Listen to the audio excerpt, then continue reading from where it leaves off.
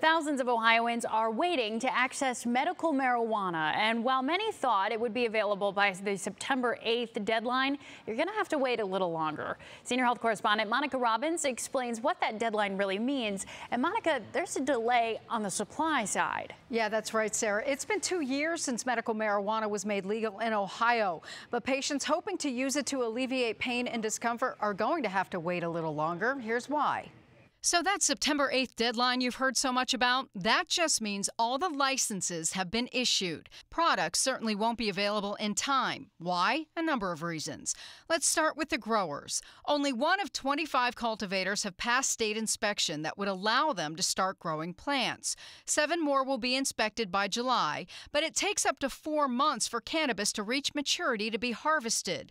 Blame construction delays, weather, and zoning requirements as to what's taking so long. And once the plants mature, they have to be tested and processed into the legal forms allowed in Ohio.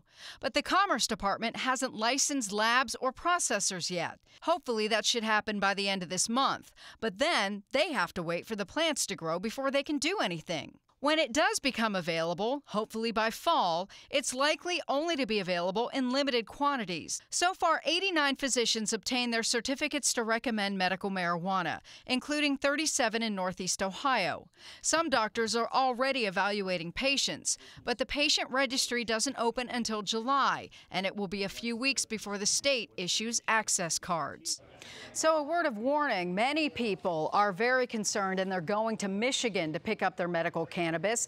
If you're caught with it, you can still be arrested because while it's legal here, it's not yet available. And no one has been approved on the patient registry yet. There is a part of the law that refers to affirmative defense, meaning you would qualify for medical cannabis because you have one of those 21 approved conditions.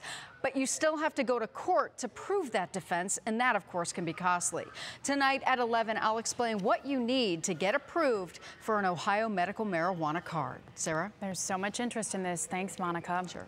Well, any marijuana use is still illegal under federal law, but today, Ohio Congressman Dave Joyce and other representatives introduced a bill to protect each state's right to decide what's the best approach to pot within its borders. The bill would keep the federal government from interfering with states who have legalized any type of marijuana use. Representative Joyce said in a statement, we should trust the people of states like Ohio who voted to allow medical marijuana.